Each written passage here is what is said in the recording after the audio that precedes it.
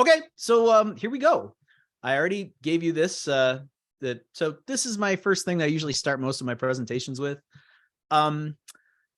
School's a game, and everybody knows it, kids included. The problem is it's really a terribly designed game. Now, I'm not leveling any blame. And I think the best teachers really are game designers. They know how to redesign the game and mess with the rules to make it suit the players at their table, so to speak. But there's already arbitrary points. There's competition, and there's a weird kind of relationship between what kids actually want and what school tells them they should value. So I'll start with grades. I often used to start classes by writing on the board a list of things that kids could ask me questions about. And one of them was, grades are a lie. And kids would get really excited about that one. And what I would discuss with them is I'd say, well, have you ever felt like you wrote an A paper and failed? A bunch of hands would go up. Say, have you ever written what you thought was an F paper and gotten a really good grade? A bunch of hands would go up, and I'd say, well, here's the problem. You didn't really understand what the grade was for, and the expectations weren't clear. And that's the other thing, is expectations change from classroom to classroom. People grade different ways. People weight things differently. If your student can't tell you explicitly, I got 97% because I didn't do X, Y, Z, or I got an 88 instead of a 90 because of this, then unfortunately, you've created a game that's a black box. It's a game where they don't actually know how they're being scored. So it's very difficult to win. And that's the other problem. Once you've got points, you've got winning and losing. And that means that a lot of kids are motivated either not to lose, they don't want to lose, or they're motivated to try to win. I'll go to the second one. So it's not, most of school isn't really designed for users. It's not designed for students. I could go through a lot of examples of this, but I'll give you one that I'm fond of. You know how in a paper you have to put very clear claim statements in each of your paragraphs at the beginning of the paragraph? If you read a lot of great writing, that's not a strategy that most great writers employ. It's definitely more in the sciences and research papers, but it's really at the grade school level and at the high school and middle school level, it's more about helping the teacher. If I can see a clear claim, I can grade 200 papers without my brain melting, which I can't do if I don't have very clear ways to note, okay, yeah, they had claims. Okay, yeah, they're defensible. This goes all the way to things like, the time of school. Most high schoolers, we've proven their circadian rhythm means that they actually operate peak efficiency noon to midnight. They don't even wake up till 10 a.m. So there's a reason your first period class has, a questionable ability to absorb information. The last piece, just two things.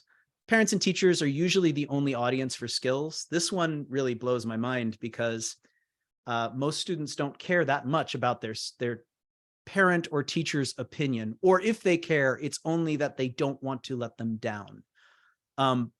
Mostly they're trying to perform for peer attention. And that's why you'll have a lot of students, everybody's had that one athlete who they won't do any work all semester. And then, it'll come time to play a game. And all of a sudden they'll do 2 months of work in a week so that they can qualify for being in the game. And the simple reason is on the field, they felt part of a team. They felt rewarded for performing their skills, and they felt very proud of what they were able to do. And that peer recognition motivates them hugely, where school never had that. They never got cheered for a paper they wrote. They never got celebrated for their grades by peers, not by parents, not by teachers. And that meant that it wasn't inherently motivating. Last piece, A and F students know the same secret. And that secret is that grades are arbitrary. Once you realize grades are arbitrary and you realize it's a game, there are two paths you can take. One is what the A students do, and the other is what the F students do. So the A students say, okay, it's a game. I'm not playing to lose. And therefore they walk in, and unfortunately it does them a disservice because they're not playing to lose, but they stop playing to learn. So they walk in and they say, how do I get an A? They don't say, what can I learn here? What makes this subject interesting? What can I add that is of value to me by taking your class, other than just, I need this score so I can move on to the next thing. F students say, okay, it's an arbitrary game with stupid points. I don't want to play. I'm going to save my energy for something that matters to me, which is a perfectly rational and I think in many ways very mature decision to make. Okay, school is already a game, which means if you play games, it's probably a reasonable way to teach. It's already something we're doing. We could design it better. So Stories RPG I made with Daniel Hines of Stories Podcast, who's awesome. It's a modular system. It's rules light. It focuses on story rather than on winning or losing or combat. And we have a podcast. We have the Starsworn series. We now got Giga City Guardians. And I've been using this system to teach online for 3 years now and have felt kind of stupid that I never figured out how to use story games to teach earlier in my career, because I've loved story games and have been playing them for years and feel rather silly that I wasn't using them earlier, just because the huge wins they've provided my students. So here are some of those wins. Really measurable academic improvement. Kids are writing passionately between sessions. They're working on their target areas of growth. They're able to articulate how they're growing as writers. I had one of my students who's been in, classes on and off for the last couple of years. He got into a new game this past, I guess last week. And he sort of said, yeah, when I started writing, I was really into horror. And then I went through my masked hero phase. And he's like, now I'm into comedy a little bit, but I'm kind of like balancing it. So I kind of want a funny story this time. Very meta in terms of his own understanding of himself as a writer. So practical writing, you're actually writing for an audience you care about and for a purpose that matters. You're creating a story that you love because it's yours. There's a lot of great collaborative culture building. If you collaborate on a story together, it teaches you a lot of different ways to navigate what can be sticky discussions if you're not all committed to the project. I really love that it creates a portfolio of accessible work for any instructor who's really interested in learning what their students need as individual learners. It's got natural differentiation built into it, and there are also some tricks and tools that I use that help me encourage kids to work on different areas of skill. Finally, I love that online play space has it's got its own reality in kids' heads, and they understand it very well. And making that tied to school, where they have a digital space they can play in that's about school and about academic learning, can make them really enjoy academic learning and school a lot more and feel a lot of ownership and agency and voice in their learning. So talk about how it works. First step is live sessions and lore sessions. So most play in Stories RPG, when I use it with students, is split into live sessions and lore sessions. So lore sessions, you are sharing stories or writing them. Sometimes one kid will be like, oh, I didn't write anything, but then they'll spend, passionate amounts of time writing, catch up. Reading aloud, celebrating, and collaborating on the communal world that's built in the deck. And of course, there are prompts at the end of each live session, and we discuss what people want to tell stories about. That generates the lore that we use in the lore sessions, and we also navigate the issues between stories. Sometimes kids will write wildly different worlds, and you'll have to say, okay, so how do these fit together? And that's always fun. Live sessions, these are more traditional role playing. This is challenging situations. The kids get to take on the role of characters they've created, sometimes other characters, because they're not limited to one, and get inspired and surprised by the collaborative nature of the play. This is also, of course, hitting speaking and presentation standards. So Tom and Tyler are currently piloting this in their classroom. I've got an hour-long after-school program that I'm running in person to test out some of these strategies with larger groups. Tom and Tyler currently have 30 minutes a day, Monday through Thursday, that's devoted to lore. And then they've got a nice 2-hour chunk on Fridays that they can do live sessions during. Next piece, character building. It's based on what makes a character interesting in a story rather than what makes success easier when you're rolling to hit. So drive, and Tom and Tyler can speak to this, but they have an example that absolutely thrilled me. Drive is internal, it's not external. So they actually were able to use this for literary analysis, discussing a character in a book. What's their drive? Drive is not a goal that's external. It's the internal need that pushes a character. Downfall, this is what they struggle with. It helps in the game, but of course it's crucially important to telling a good story. Traits are things that are unique skills or powers, things that help a character overcome adversity. Bonds, of course, are, you know, who they're related to. And I always couch these. There's always a lot on the lines in helping kids imagine what a bond is. Because if you don't give them some framework, they'll say, I'm friends with so-and-so. And I'll say, you want a descriptive term that would help an author tell a story. So don't go with friends with, go with always pulling pranks on, or looks after, or looks up to, or looks down on, or frenemies with. You want a descriptive line that helps the author know, okay, this is how to build that relationship. And then quirks are just those unique, memorable qualities that are fun to know about a character and surprisingly come in handy a lot. So roles leverage these lines to help kids be descriptive about how they want to solve a problem, rather than just let me roll the dice.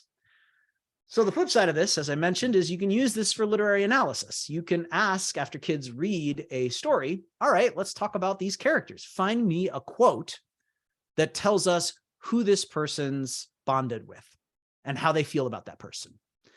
Give me a quote that tells me what their downfall is and how do you know that's the thing that they're struggling with. This is a great sort of flip side. It's because the focus of the system is on story. It allows kids to really build an understanding of what makes a good story and then use that lens for analysis too. And then Fishbowl. So this was one of the big things working with, and this is our first scene in Luna Uni. Tom and Tyler ran this one. What do you do when you got a giant group, right? This is one of the classic things. If anybody has run role-playing games, boy, imagining running a story game for a large group of kids can be really difficult. So we've begun with a fishbowl approach. Students are split into crews. There's 4 to 5 kids per crew. And what they'll do is the center kids, there'll be one from each crew, and they'll be sort of live. They'll be playing the game.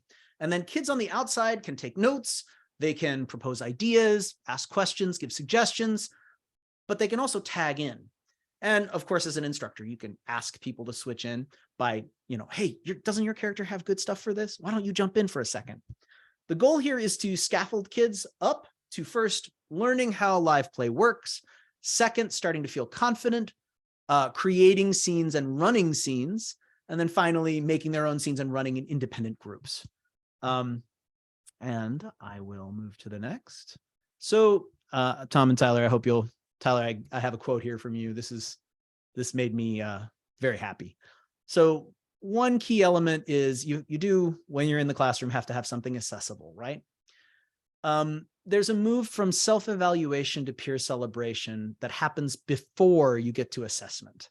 So during a lore session, students will read aloud. If they don't feel comfortable reading aloud, they can ask you to. You can always hang a challenge point on reading aloud if a kid's really struggling with it. That means they get an extra story point for buying new lines for their character and also getting rerolls in dramatic moments.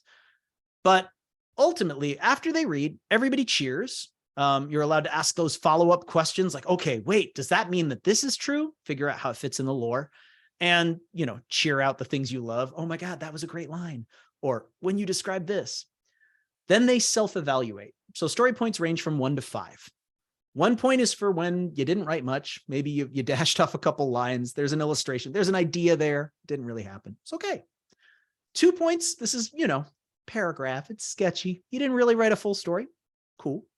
3 points. I wrote a story. Page or 2. There's a full idea there. 4 points. You're pushing yourself. 5 points. This is one of your best stories or shows big growth for you. The funny thing here is most kids underestimate what they give themselves. And this is, Tom and Tyler had this experience their first week. One of the coolest pieces of this approach is kids don't find, and I'll be honest, I don't often find sort of pieces that are by somebody famous to be inspirational. You know, this famous person wrote this amazing thing. You should try to write like them. That's a big gap for me to jump. Yeah. On the other hand, if I can see my buddy wrote 5 pages and they're really good and there's a lot of dialogue in there and, oh my gosh, I really liked that story. All of a sudden I want to perform for him.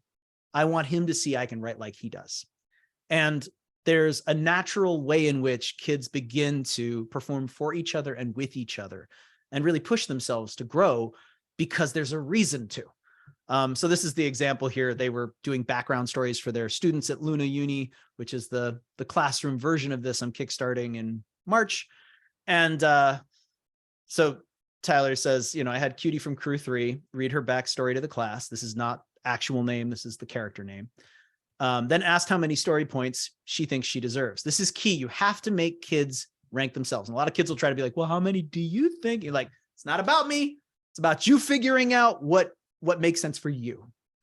And that can be a real struggle for them. They're used to looking to somebody else, but I always make the point. I'm like, listen, this is about you deciding how you're growing as a writer and managing that. This is not about me judging you or anybody else judging you. And they almost always undersell themselves. So she said 2, the class freaked out and was like, that was a 5, which was good. So she went with the 5 and I gave her the challenge point. But this highlighted bit at the bottom, right when she finished, I saw all the other students have an moment. They all turned and now I'm getting some really good stuff. So this is one key element of the approach that I'm really excited about. So challenge points can hang on anything. This is where the differentiation comes on. If you've got a kid who's struggling with basic grammar, great. You know what? Give me 5 compound complex sentences or at least a couple in your next story, and I'll give you the bonus point. So you won't get 3, you'll get 4 because bonus point for tackling what you're dealing with. For the kids at the top of the room, you know, you've got all the things, style, development, all that good stuff. I get into really good discussions with kids about how stories work and the different ways in which you can steer a story. Not just fourth wall and Deus Ex Machina moments, but, you know, wonderful stuff about speaker voice, which kids don't realize their speaker. If they address the audience directly, they have to give their speaker an occasion, right? Why are you writing this down? Who are you talking to? Who do you think is reading this? If that context isn't clear, you either need to make it clear or change the voice. Which is a big revelation because they've read a lot of like direct first person stuff and don't often think about that level. Okay, assessment. These are the common, there's a lot of Common Core standards this approach already hits. We're working to incorporate a few more. You get a very deep and lengthy body of work. I find the problem is often having kids trim things down and pick their favorite pieces because they'll have, you know, 20 pages after only a few classes. And you'll say, okay, out of your 20 pages, you got to tell me which of these stories you want to focus on because I can't assess all of them. But it gives a lot of great opportunity to really delve deep into how they're developing as writers. Scaffolding. So they move from playing scenes and writing lore to writing scenes and running them for one another. I have blank sheets like this where students will be able to fill in the blanks. And of course, online, they've got these wonderful templates on their slide decks that allow them to just go ahead and share that scene. Tyler and Tom and I were just talking about the idea of, you know, this gives you a great accessible assignment you can give to certain students where you can say, listen, does anybody have an idea for next week's scene, what you would like to run? And if a kid has an idea, you can say, okay, I want you to run it. We're dealing with this content in our story, whether it's a historical situation or whether it's ecology or biology. Let's say you want to invade a cell, right? Because you've got to fix something. There's a virus invading it. You got to miniaturize, get into the cell and fix what's wrong with the cell. Great. I want you to create that scene. Now you've got some science content standards in there and you can look, did they have the structure of the cell? Do they know what the different parts of the cell do? Did they include them as things that the students can interact with? So there's a lot of cool stuff there as far as tools go. At the end here, I've got some resources. This includes all the stuff that you're welcome to ask me about. I'll link this slideshow for you. And just to be totally open about this, I've taken 20 minutes of your time. If you like, I also have information about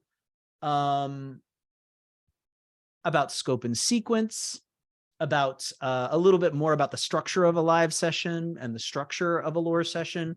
But those things are sort of, if everybody would like to know those things or are interested in them, that's for the Q&A. So I'm gonna stop sharing there. And I know, oh, we've had some folks join. Hi, everybody. So that's what I have to say. And I would love to chat more. I'm happy to answer whatever you'd like to know. And Tom and Tyler, I think, would be willing probably to answer some questions too, if you were curious. So let's do this. If you don't mind, does everybody know how to raise their hand in Zoom? You go down to reactions and you do the little, there's recognize hand gestures. Oh no, not recognize hand gestures. Where's the little happy raise hand guy? Anybody know? Oh, hey, Dave knows. Dave, would you tell everybody else how you just did that? Do you mind? Or do you have a question? No, I don't mind. You go down to the reactions button and then raise hand. Oh, okay. Yeah, there it is. Thumbs up. There you go. So if anyone has a question, thank you. If anyone has a question and would like to ask, I would be happy to answer. If there's anything that you'd like to share about either the material that you're using to use story games to teach or things that you'd like to try using, I'd love to hear it. So we'll start with just asking if anybody has anything, and then maybe Tom and Tyler would be willing to talk a little bit about their experience so far.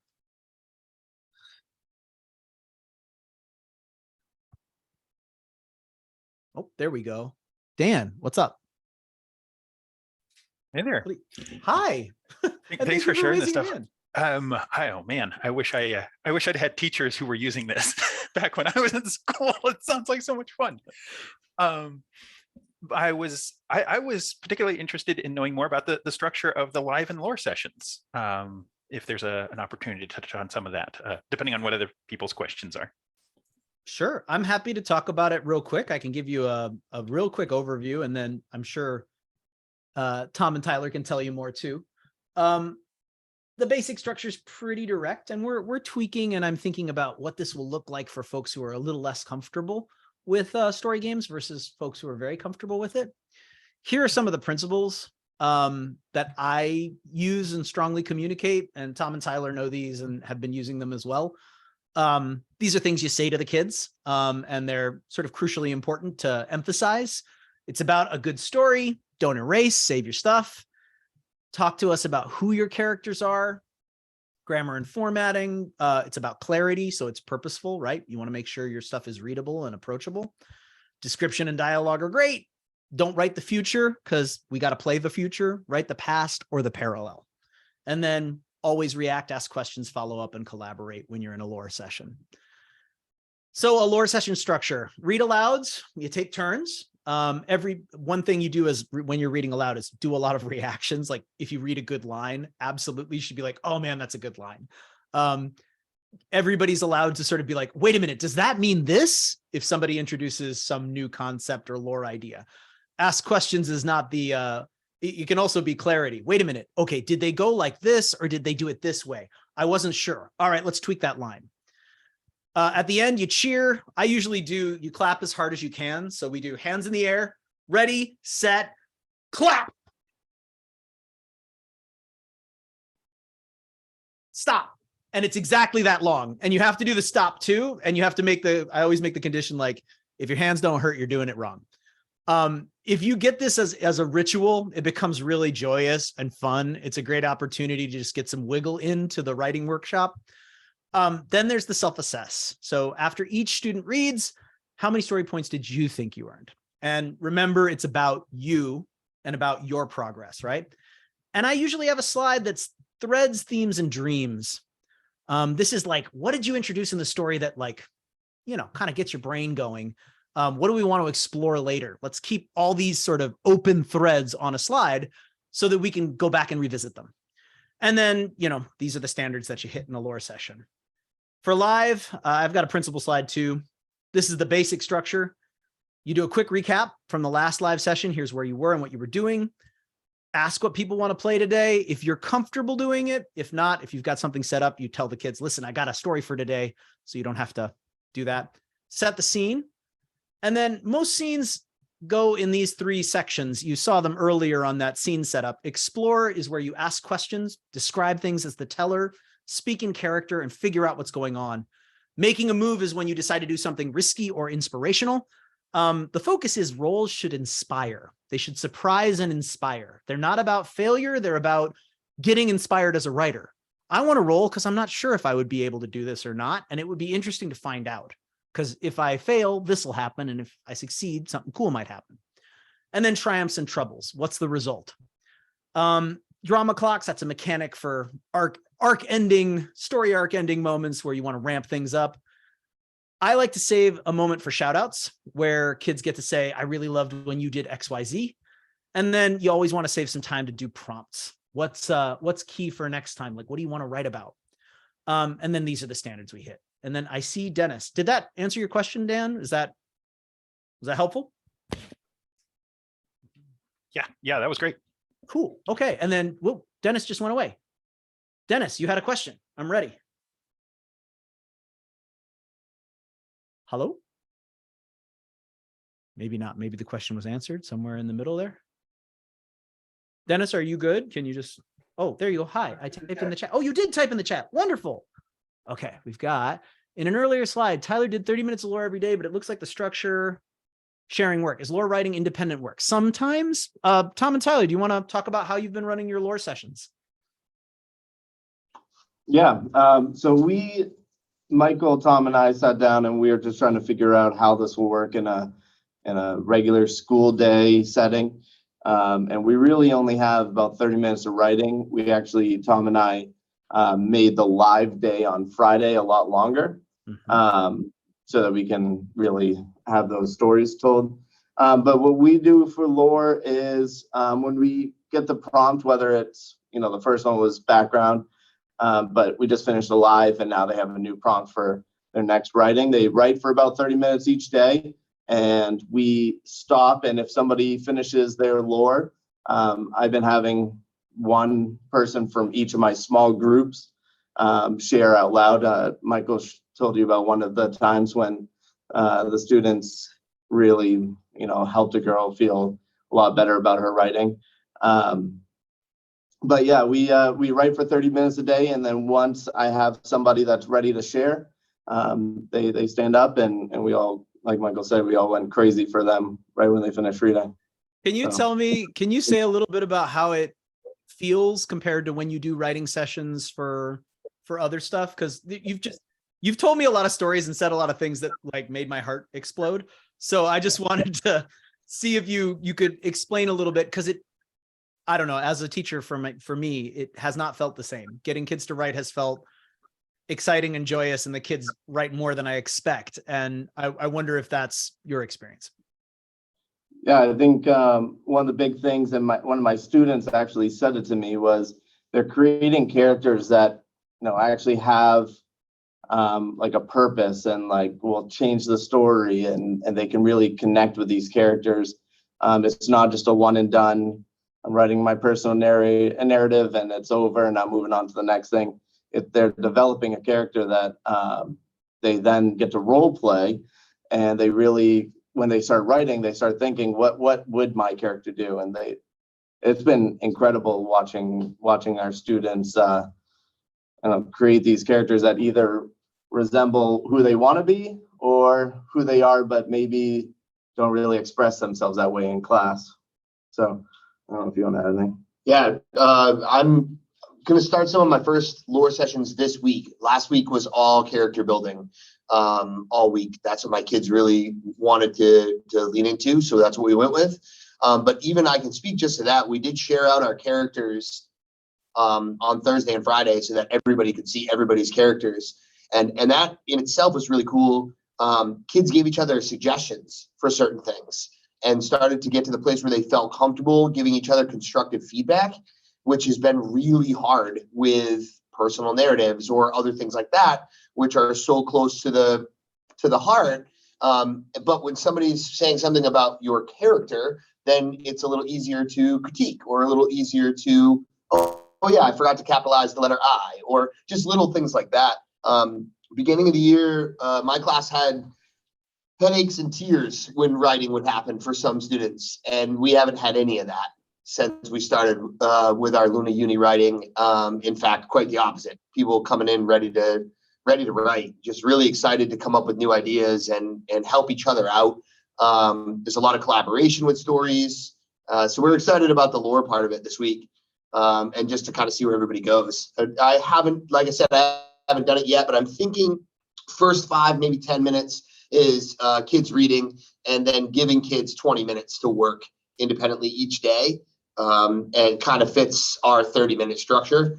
Of course, built into, how many points is that, earning story points. It was neat last week when we did our first live session. We actually had a moment where story points would have been helpful, but we didn't have the opportunity to earn any yet. And so it was nice. It was like a plug for this week. Like, remember, if you write really, really well and your classmates really love your writing, then it can earn you some story points for your live session next week. And they gave kids an opportunity to have that as like a little teaser for them. So we had a question. Yeah. You saw it. Got it. We're fifth grade. Yeah, we're fifth grade. We're starting to become more of a diverse school. So we have a few multilingual students. We have our special ed in our classroom during our lore sessions and our live sessions because they want to be, and they feel like this is stuff they can actually do. We allow them to do voice to text if that is what will help them get what they need done. And on Friday, the first day of lore, we had so many teachers come up to us and ask us what the heck is going on in our classroom, where Tom had to come in and do a lesson for all the teachers that are supporting staff of our students to learn what we're doing. So now they're all supporting, and the kids have really bought into it. I did a Luna Uni 101 lesson for all of our special ed staff and our multilingual staff too, just so that they could help with those kids and what they're doing. But like Tyler said, I'll echo it. I've had a couple of kids who were like, good, it's time to leave, and got up and left because it was the writing time. And now they're asking if they can change their time slots around so they can be in the room during writing in order to be a part of this. And it's wild. I'm excited to see it continue because, of course, everything, take it with a grain of salt. It's 1 week and we've just started, and let's see what happens. But, I've got 14 kids and Tyler has 17. And so, what is that going to look like this week? What's that going to look like next week? Are there going to be kids who step up and become the storytellers? Are there going to, how's that going to work? I'm really excited for the ride, so to speak. Yeah, I feel very fortunate to be working with y'all. I think one of the biggest pushes for me as somebody who develops curriculum is figuring out, what does this look like in the classroom? What tools and tricks are teachers going to need to be able to have the kind of wins that I've had in my small classes with larger groups? And that's why I'm doing an after school program, and I'm seeing a lot of the same stuff. I've only had 2 hours with my after school in-person kids. I've got 12. And, first week, everybody got really excited. We decided on the world, and they all got their character sheets and they went home, and it's offline. They came back with tons of stories, and the kids who didn't have them spent the entire hour writing like mad, while other kids were sharing and tweaking and even sometimes writing a new character because they wanted to add that. But we also did a little thing where they got their dice when they finished their backstory. And that definitely, kids were like, yeah, I got my dice. And kids would be like, yeah. So we were having a good time with it. I'm excited to see all the different, and to keep generating different tools for for real, right? Dice are the best. You got to love your math rocks. Any other questions, things people would like to ask, either me or Tom and Tyler? Happy to chat about whatever it is y'all want to know. Oh yeah, math rocks. You've never heard them called that? They're math rocks. Wow, it's beautiful. Oh, so we might actually try using some math for resolution rolls as we go down the line, because I have some resolution mechanics that after the kids know how to make a basic roll, there's a way to use some pre-algebraic arithmetic and get kids doing quick calculations. And you can use either a deck of playing cards or up to 3 10-sided dice for this. And it's super fun. More questions? Things people would like to spiel about? Oh, Tom and Tyler, go ahead. I was just gonna chime in. Did you see the question from Nicole? Oh, no, I didn't. I'm sorry, I missed it. Let me look. Let me scroll back up. I missed it. And one from Dave. Oh, yeah, and one from Dave too. No, I Nicole don't see said, it. Yeah, go ahead.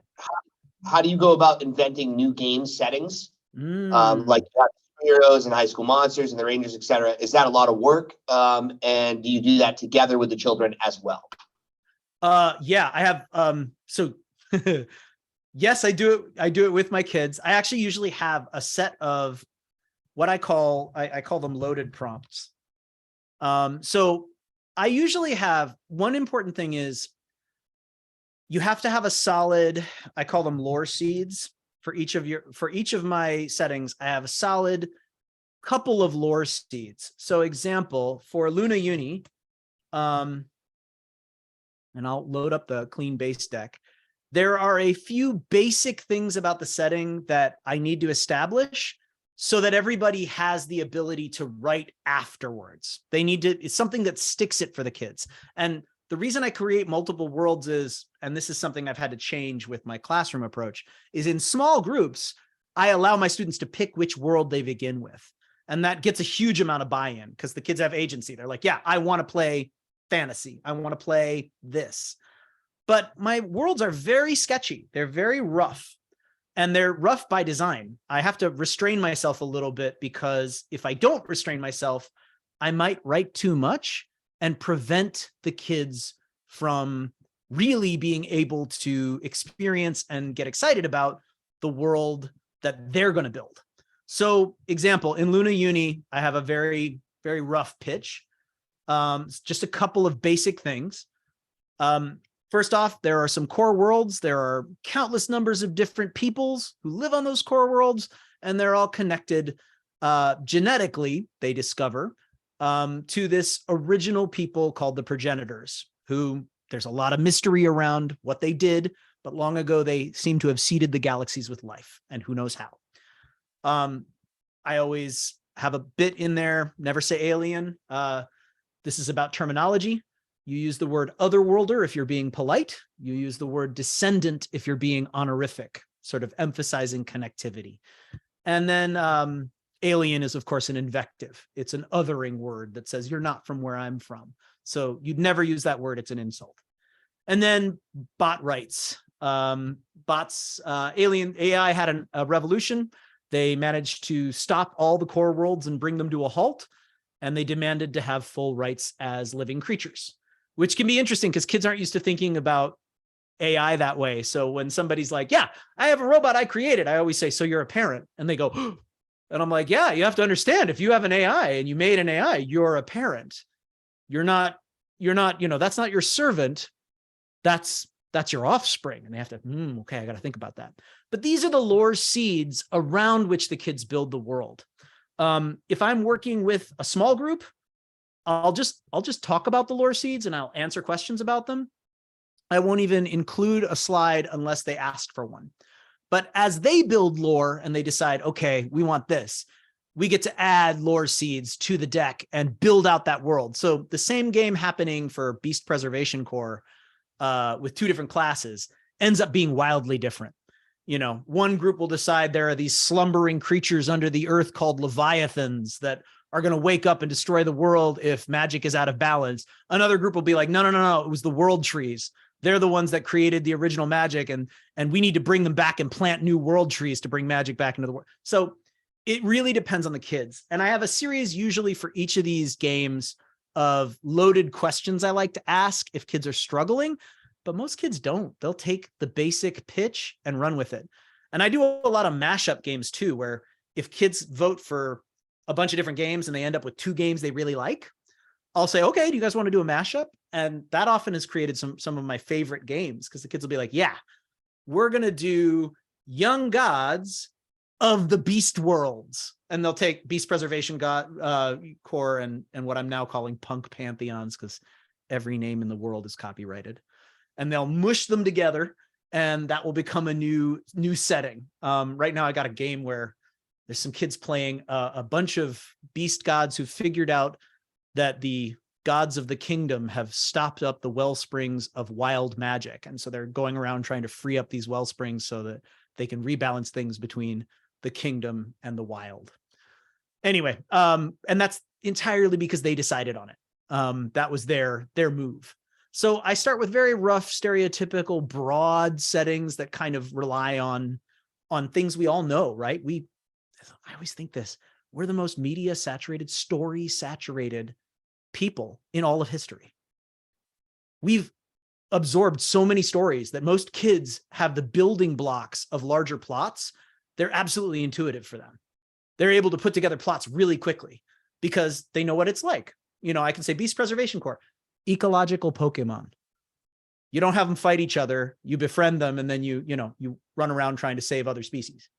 And kids are like, cool, I want a Pokemon, and I'll be ecological, and there's magic. I'm in. They know what to do from there on out.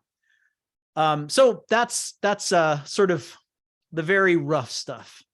Ooh. Oh, excellent. Wait, there was another question before, David, yes? I want to be sure to, because you had mentioned there was somebody else who answered a question. Yeah. Oh, and Dave, I see yours. Could you be adapted for or work for even younger children? You see that one? I've worked with kids as young as 6. I find actually that mixed age groups are awesome. If you can afford mixed age groups, I would say this is another mistake we make in school. We segregate kids by age, and that's a terrible mistake. When you have older kids in a room and younger kids in a room, the older kids are all trying to represent, and they sort of, I'm going to show these kids how it's done. And the younger kids are immediately modeling the behavior they see in the older students. So there's a lot of really positive growth there. Yes, it can totally be adapted. Younger kids will write stories for hours or narrate stories for hours if you let them. I think often the barrier to using story gaming in education is entirely us. It's the adults in the room. We've forgotten how to do it. And when we do it, we're not comfortable with negotiating difficult sticking points. We want everything controlled. So this goes to David's question. He asked about story ownership and restraint. We always have the conversation about it. So example, if 2 kids write very conflicting stories about the world, they establish different lore. First off, we cheer for each story. Second off, we talk about how those stories both exist. We'll be like, okay, so both these things can't be true. Let's talk about what we want to be true for this story. And I use safety tools. I do not use lines and veils. And one of the reasons I don't use lines and veils with kids is sometimes focusing on what you don't want in a story has the opposite effect of getting kids really thinking about what makes them uncomfortable, and not in a positive agency focused way, more in a like, well, why don't you like that way? And they get into conversations about things that don't help them come together. Instead, I use the X card and we practice it, and I model using it. I'll say, cool, you have violent murder and genocide in your story. I don't find that comfortable in the world. So while I won't erase your story, I'm going to X card that as lore. And we frame, when you X card something, we never ask questions. The story is more important. The story is never as important as we are to each other. This story belongs to everyone, and we want to make sure that everyone feels excited about it. Nobody likes having that moment where you're working on a project where you're miserable, right? And kids understand that and they get it. And then there's a lot of negotiating that you do when you're writing story. I find that rather than having kids railroad each other, because we have a rule, don't write the future, only write the present and the parallel. Rather than railroading each other, it's usually negotiating how to meld lore. So example, I had a game just ended last week where I had one kid who was obsessed with, if y'all know it, there's a math-based game, Prodigy. So she plays a lot of Prodigy, and she really wanted to just like, and basically every one of her stories was like fantasy dragons blasting, light at each other and encountering and teleporting and very random. We had one guy who wrote a gritty sort of crime drama on a central world. And then we had one person who wrote a bizarre Lovecraftian spaceship people. And so we had like weird non-Euclidean strange geometry creatures living inside of an organic spaceship, teleporting dragons from a world of cutesy poo stuff, and gritty urban drama. And we had a really interesting conversation where I said, okay, y'all created 3 very different ideas of what's happening in this world. Let's talk about which elements from each of these we want to be lore and how they fit together. And that ended up being a really productive conversation, and they all kind of like figured out what that would look like. And we ended up with a very goofy and fun and weird and strange and wonderful world that was super unique.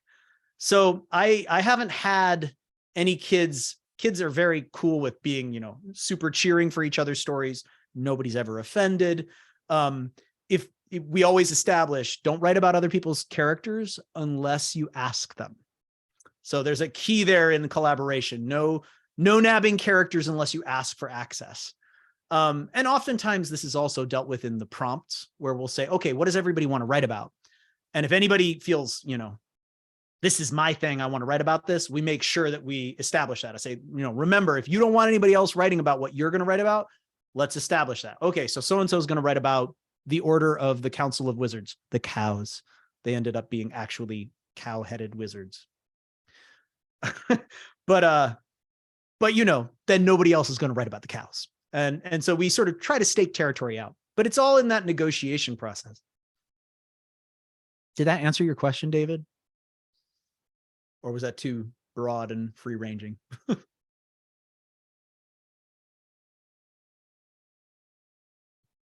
And are you the David, you're the David with the bunnies, yes? Yay. I mean, I think that's the key. And a lot of kids get excited once you make it that they have agency to say yes and no. Then they get excited about working together. Well, they'll be like, I really like your character so-and-so, and I really want to write about them. And they'll be like, well, I'll write with you. And they feel complimented rather than stolen from, if that makes sense. So I think it's also just about the way you frame, that collaboration and the positivity of it, which is a teacher thing. It's one of those soft skills. Yay, rabbits. And TB, not tuberculosis. That has to be something else. Maybe it's tuberculosis. I don't know. Apologize if I'm getting this wrong. Hey, Michael, do you see Nicole's other question that just popped up? No, I think she might be texting you, like PMing by accident. Oh, No. oh yes, the safety gate. Yeah. Sorry, David's doing some very interesting work in dealing with very serious issues in story games, issues of long-term health and how people who are dealing with health problems are treated by the medical system and also by culture, which is a really powerful, transformative way to use story games. It's very, very difficult work and very, very fascinating work. Very cool stuff. Tom and Tyler, sorry, you've got Nicole's question there, yes? Can you tell me what the... Yeah, Nicole's question is, do you actually prepare an adventure like you do in classic RPGs, even if it's just broad strokes, or is it totally up to the group how the story progresses? So I think the key element here is a difference in the way you think about how a story works. And I think there's this problem even in the language we use, much like in school. I feel like terminology matters more than we realize often. If you talk about, if somebody, this is my example of this. I've been asked things like, what is your behavior management plan? By educators, to which my response is, I don't have one. And then I wait for the obvious follow-up, which is, what do you mean? And I say, well, I don't train dogs. I teach human beings. So I build relationships. We talk about how collaborative culture works. I try to establish cultural norms, but I don't manage behavior. The minute you use language like that, you're treating your students as though there's something that needs to be controlled. You're assuming some sort of negative behavior just by suggesting it needs to be managed. So I really believe that terminology matters. And that's why I think a lot of classical role-playing games don't really do well in the classroom, because they inherently build in, right? The term is game master, right? You are in charge of all of the stuff. And that's a horrible amount of pressure. And I think in a lot of traditional games, I don't know about everyone's experience with story games, but I've seen a lot of lovely people who want to play games together stop playing games together because there was hideous amounts of pressure on one person to produce this huge connected narrative that would be dramatic and inspiring, and they had to do hours and hours of unpaid work, effectively performing for their friends. So my short answer is, do I prep? I prepped to this extent. I usually don't even have to prep this much because at this point, I'm used to this, right? I know how to build a scene off of anything kids say. There are 4 sections here. One is what I call the hook. The hook is what you read to set the scene. And it's also a visual if you've got one. Then there is, clear statement of the challenge, right? Then there's explore the scene, which is a set of things you can describe as the teller, questions you can either ask your players or your players might ask you. There's make a move, which is a set of rough suggestions about how you might want to affect what's going on, what you might want to do that might include a role. And then some outcomes. Here are some good things and some dramatic things that might happen as a result of your role. If you have this much, it should work for you as long as you're willing to ask questions and be flexible. I think that's the hardest part. Railroading and this idea of you have to prep a lot of stuff, to me, that comes directly from the sort of classic D&D experience where everything's scripted. And players are only in control of their own characters and they have no agency when it comes to the world or the story outside of their characters. In my approach, it's very key that, I have a list of teller moves. I call them teller moves. But they're one of the boosts for Stories RPG. If you've got access to the big Stories RPG toolkit, it's just a bunch of little cards that say, here are some things you can do as a teller that might help you. And one of them is ask questions. And they can be anything from what do you think should happen to, if somebody says, is there anybody else here? Who would you like to have be here? The key is share the load, right? It should be collaborative and kids love this. The minute you say, what would you like? I mean, I don't know, Tom and Tyler can speak to this. We were just talking about this. I think it was Tom was saying, he was like, yeah, I had kids who, like I could have just let them, keep telling me what was going on. Do you want to say more about, this was on the Space Whale, yeah? Yeah, sure. So for our Luna Uni Friday live session, we started with the live scene 1, the get on the bus. And so the whole idea was that you're aboard this giant space whale and you're headed to Luna Uni, and the explore the scene was really fun. And actually the kids just devoured it. All I asked them was, what do you see? Where do you go? And this isn't a quick journey. It's going to take a little time. What kind of things do you do there? What do you see? What do you explore? And they came up with an incredible list of things. One of my students invented a shopping area with I believe she called it Buoy Laton, where she was aboard Monmouth. The kids also had a cafeteria that was only for desserts. And they were very earth-based desserts, but we had started to move towards things a little broader. And the thing I said to Michael was, my first time doing this, I thought, it's really important that we get to the live session today, the actual dice rolling component to the live session. And I think if this was my second or third time doing this, I may have stayed on the bus and then just hit the live session with the dice rolling the next week, because kids love to roll dice. That part was really exciting, but the stories they were coming up with were incredible. One of my kids said, oh, on the wall, I see a safe. I wonder what's behind there. and he started to write this whole lore in his mind. And then we moved to the dice rolling session, and I don't know that he'll ever come back to that or not. And I'd hate to feel like I missed that chance for him to explore. And so the setting the scene, exploring the scene was awesome. That was easily one of my favorite parts of the day. Yeah, so I don't know if that answers things or it elaborates on things, but. Well, I actually kind of want to respond in a way that, like, I don't know if you can see Matthias's question in the chat. He had just asked about, which hooks to use and how to close the session in a satisfying way, which we had just talked about. I'm sorry, did somebody else want to say something there? I thought I heard a voice. Tom, Tyler, did you have anything you wanted to add, or you guys are good? Oh, we're good. Sorry. Every time we click the chat, it freezes the screen. We don't know why. Our Wi-Fi is terrible. Oh no, it's totally cool. Yeah. So in answer to your question, Matthias, and also to notice what Dave just said about asking your student to flesh it out between sessions. This is so for me, as somebody who designs curriculum, this is where things get interesting, because some teachers are not story gamers, and the only people using story games classroom adjacent, because there's a lot of after school going on, right, are people who already know how fun they are and who are confident in running a game. There are a lot of, in the same way there are a lot of soft skills, these intuitive things you learn as a teacher, that kid needs to talk right now. This kid has something going on.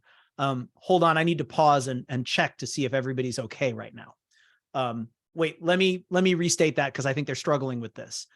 There's a lot of those things that go into helping a story game happen. I also think there are a lot of things to unlearn for story gamers, in the same way that there can be things for us to unlearn as teachers.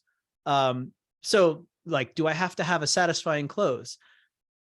That's an interesting question, because I think that's in a way, that is that's a concept that I feel like a lot of story gamers have. We have this idea of session mentality.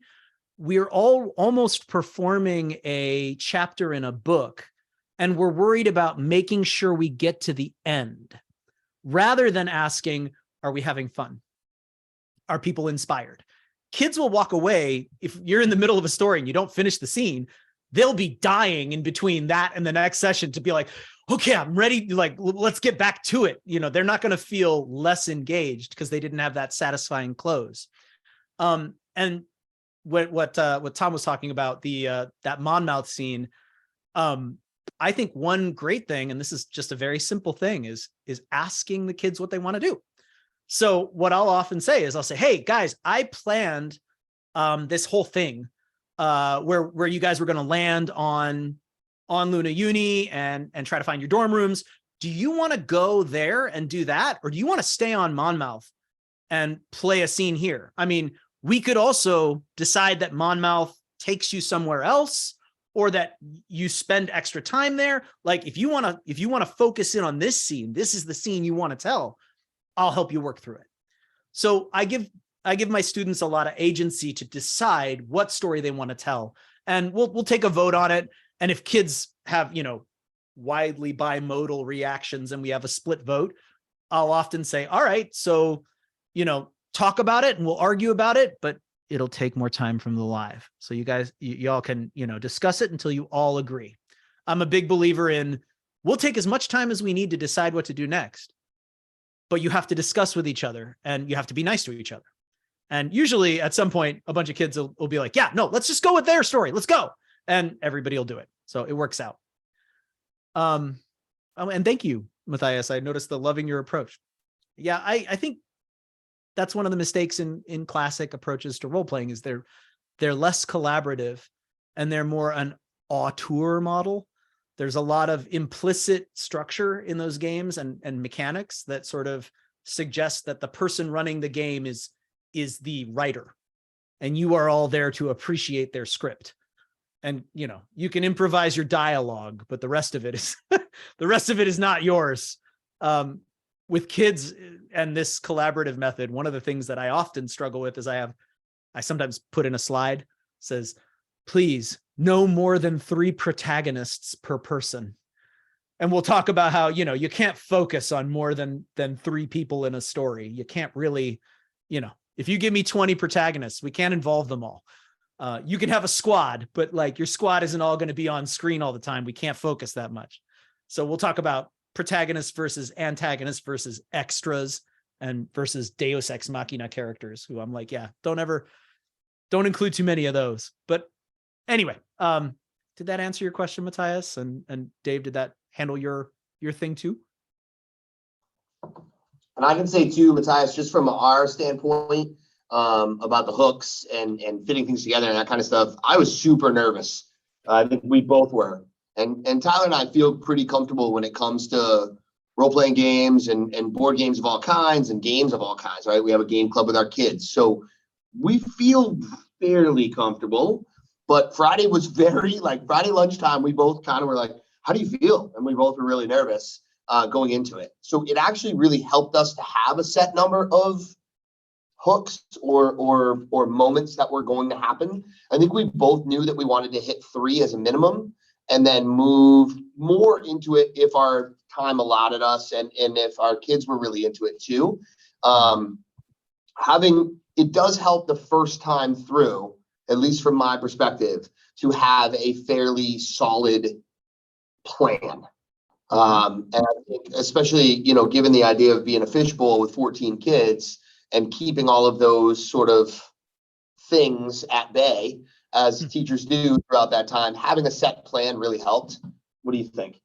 Yeah, I mean, there was a lot of times that the dice rolls didn't go our way. So then either myself or students started talking about what goes wrong if that happens. And then we have to do either a 360 or, you know, take on the challenge in a different way. So that was a lot of on my toes that I've never done before. But having some of the examples that Michael had on our slideshow just helped me think of different things that could happen to kind of get the story going in the right direction. Well, what was interesting to me that y'all just told me today, which I thought was great. I one of the questions that I had as somebody designing this for others was how much is too much and how much is not enough. And it's interesting to hear that that was helpful your first time out because I added multiple hooks and I also added, you know, a couple pages of, okay, here are some different things that could happen. Here's some different moves they could make. Here's some triumphs and troubles that could come. They all had their own slide. And one of the things y'all told me coming out of it was, hey, I wish I'd had a little less. And I thought, okay, cool. Because, you know, first time out the gate, you may want more, but that may also give you too many things to look at because you want to focus on your kids. You don't want to have to read all of those things. So I love, and I've put it up a lot. The one example I put in I have so many examples of this. Any of you who have Starsworn, you've seen a lot of these. The example I've been showing you is from Giga City, which is currently up now. It's 50 pages. It got too long. I don't know what I'm doing. I want to write more for people. And then I remember that come time to printing it off, that will be a problem. But the 2-page layout is my favorite, with a quick hook and quick list. Sorry, Tom and Tyler. No, we were just listening. Oh, I heard you. I thought I heard something and I was like, oh, please jump in. So yeah, I think I'll be going for that one sheet, but it's an interesting thought to, like, you know, start with the longer and then move to the less. Ooh, interesting. Those are going to be part of, so Matthias said, will there be a list of tips and tricks in the Kickstarter? Yeah. So Luna Uni is the one that's coming up, and that's the classroom one. And it'll be Stories RPG up until this point has been very focused on a play to learn at home mentality, where it wasn't set up so that you could just, so that, you know, here's the structure of the game and how it works between lore and live, do it yourself. It was more turn the page, do this, turn the page, do that. Luna Uni is going to take a lot of the classroom stuff and also the collaborative writing stuff, because it works great for adults too. If you've taken a look at Hold Fast Station, a lot of what I've learned to do for kids has come from Hold Fast Station, which is designed for adults. but it's the new Luna Uni Kickstarter will be a collaborative writing RPG, and it'll give you all this stuff, and it'll have slides for that, and also it'll be in the physical copy. So there'll be 3 parts to it. There'll be a PDF game. There'll be a digital toolkit that will have slides that you can put your own stuff on. And then there'll be a 3rd part, which is the teacher's guide, which will tell you, all right, if you've got this, try this. Here's the scope and sequence. I have a little bit about the scope and sequence down here too, if you're feeling nerdy about the ed stuff. Ooh, absolutely. I love failed checks. And yes, absolutely. Failed check as a news story hook. Totally. I'll tell you, there's one other reason I love failed checks. And I was just telling Tom and Tyler about this. There were 2 things I didn't emphasize for them that we just talked about. One of them is that's where specials come in. So one of the things that's built into Stories RPG is this idea of specials. Your one epic thing your character's amazing at. And what they allow you to do, specials allow you to, once per session, take the result of a roll and move it up by 1 category. So a triumph with a trouble becomes a triumph. A failure with a trouble becomes a triumph with a trouble. So that's a great, that's the catch for when kids really are feeling emotionally invested. They really don't want to fail. I'll say, okay, everybody check your specials. Make sure that if you try a move, do something you can use your special with, so that, if you're worried about failing. The other thing is this leads to a positive feedback loop with story points. So one thing you can do with your story points is you can buy a reroll for 2 points. And this is by design. Kids will start hoarding story points, and they'll start writing extra to get tons of story points, especially when a story arc is ramping up in its sort of energy and epicness and drama.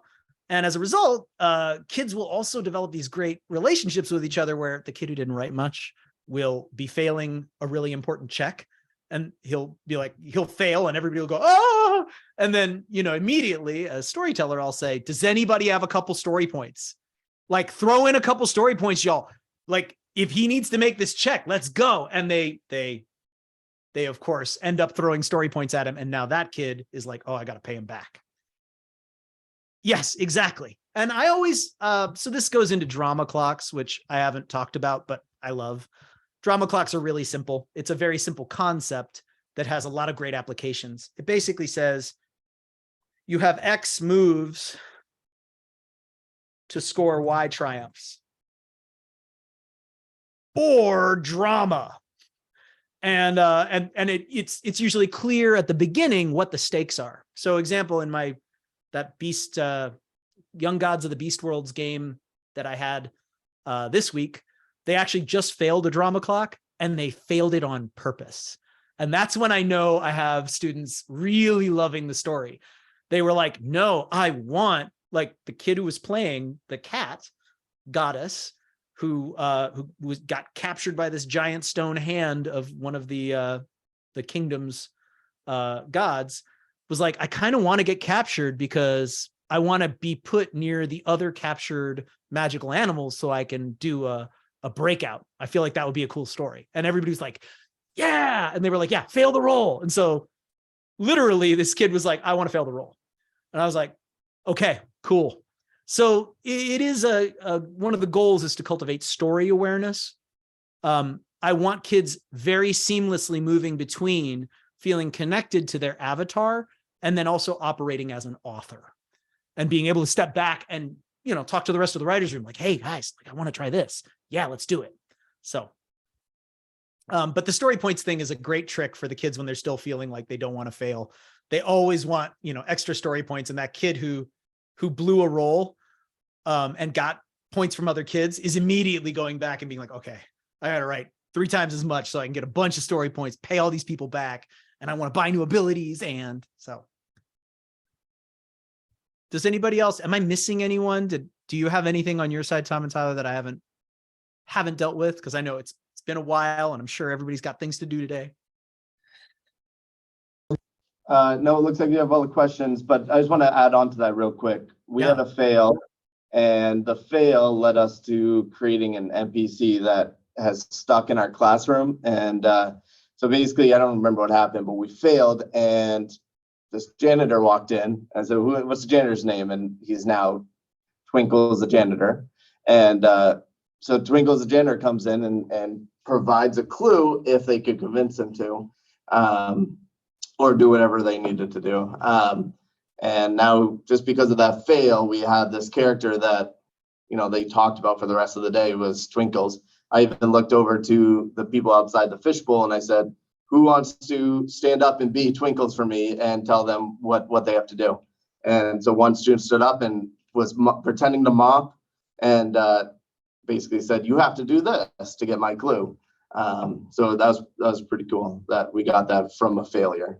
That's awesome. I actually was thinking about, Tom, the example you gave of the student who talked about the trouble for their character being that they were shy, and actually dealt with a really interesting, created a lot of wonderful, narrative there. I see you, Dennis. Thank you. I just had this one thing I wanted to, absolutely. Do you mind talking about that real quick? Because that was really cool. Sure. So I think the idea of the triumph and the trouble, I didn't fully grasp until we actually played the session, as opposed to just a pass fail kind of a thing. Adding that in, it makes writing the story and the enjoyment of a story so much better, instead of just, hey, we did it, or, oh no, we didn't. Adding in that we did it, but what happens now, there's something a little extra that goes into that was great. And I didn't necessarily have something planned for what the trouble was going to be. It was going to come off the top of my head. And luckily, I have a student who's really, really into this. And she said she was the one who succeeded with her role, but she only did a 4. So it was a triumph with a trouble. And her whole thing was, well, my character is shy. One of her downfall is that she's extremely shy. And so she was successful at seeing the map, but because she's so shy, she's now feeling very anxious, and is walking away from the rest of the group. She feels like she messed up because the computer exploded or whatever happened. And so she feels like she made a mistake and is now removing herself from the rest of us. So now the new mission or new hook wrote itself. How are we going to get her back into our group? We need her to come back to us. A, because she's our friend, and B, because she has the knowledge to find our dorm rooms. And then it became a whole new thing, and it was awesome. And then the kids did it, which was the best part for me. So that was really fun. Yeah, that just made my heart explode. Dennis, please. Feel free to go on mic if you like, or you can type it up. Okay. Luna Uni is, so I should answer this. So Luna Uni is another setting for Stories podcast. Basically, Stories RPG is it's the same core mechanics. The difference with the Luna Uni with what I'm producing here is, 1, it's its own world. 2, it's going to have its own story arc that is classroom oriented. So it won't be, you can still play it and have loads of fun writing your own world with it at home with your kids, but it'll also have a teacher's guide that you can use. So Luna Uni is based on the base mechanics of stories, but it's much more focused on, okay, if you're an adult who works with kids, how do you use this to help them get into writing? And the story points mechanic is one that I have not introduced in Stories RPG, because, things like Starsworn are built to be played all the way through. And the story assignments are things that are sort of built into the plot. Okay, you've gotten your Starsworn power. Write the story of, your constellation and what happened. Now, there's no mention of story points there. It's just the way that you get your power, right? So those literacy building elements are kind of just built into the gameplay.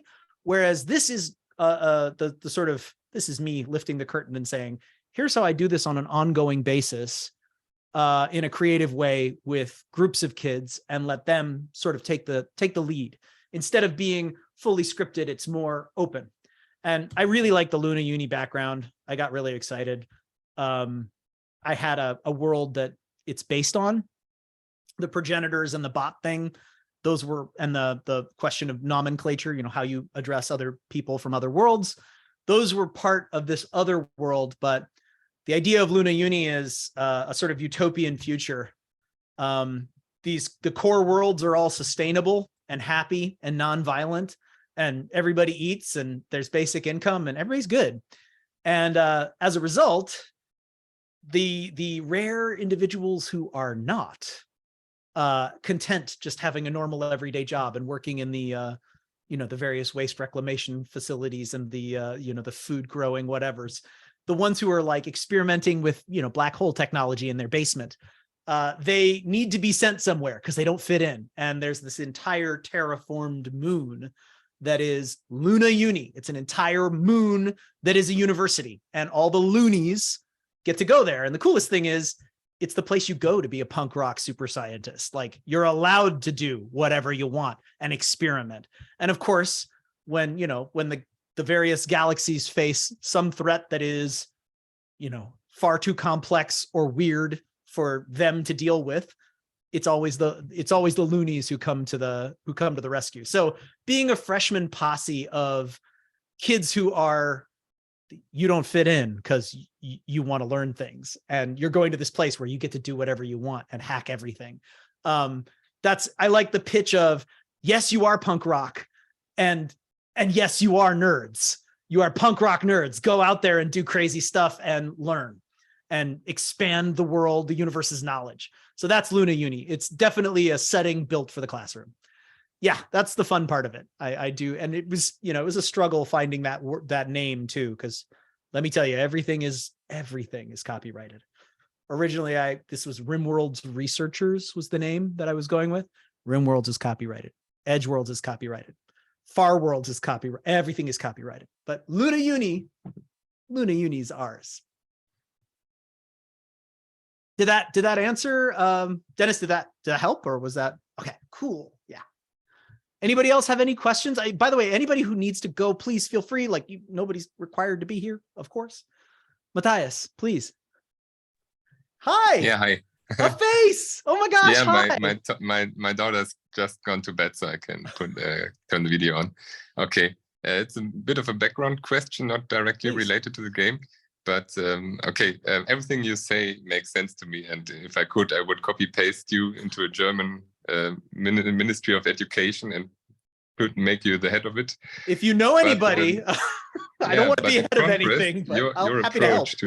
In contrast to this, your approach to teaching is kind of a niche thing. There are very few story gamers who use their approach to teach. So if I want to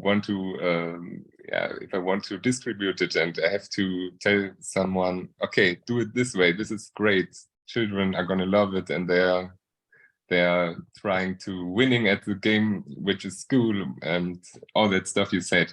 Are there any scientific resources or studies which I can use to back up your approach to teaching? Short answer is yes. The long answer is they're all pinned in the Discord under scientific research. It's let me put the come through to the Discord link. Since you're German, do you know Catherine Fisher by any chance? Yeah, of course, yes. Okay, so Catherine and I have been working together and chatting together. She runs the TTRPGs Teach Discord with me. Runs is a very, she helped set it up.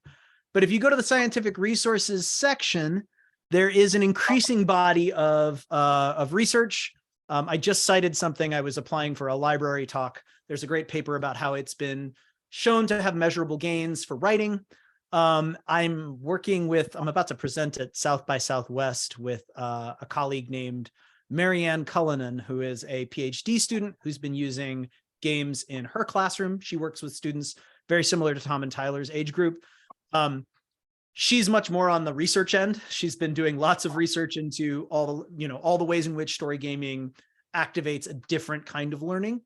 And she's very she's our lore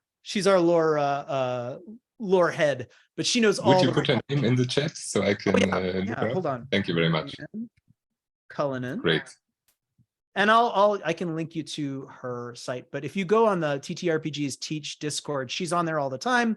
Oh, And okay. she's linked a lot of the great research that is out there. Yeah, that's part of what we're going to be. You'll see a little bit more when the South by Southwest presentation comes up. Oh wait, there's another person. Thank Hi. you. Yeah, no, absolutely. And yeah, the problem is it's a growing body of work because not many people are doing it, which means the opportunities to research it have been scarce up until very recently. In fact, I'm not even aware of a game that is specifically designed for long-term classroom use for middle grades. There's a lot of very small games that are duck in, duck out. But this is the first one I know of that is, coming with a teacher's guide and digital tools. And so I'm excited to be able to do this because I feel like it's something that a lot of people would really be able to have great gains using, and I want to share it with folks.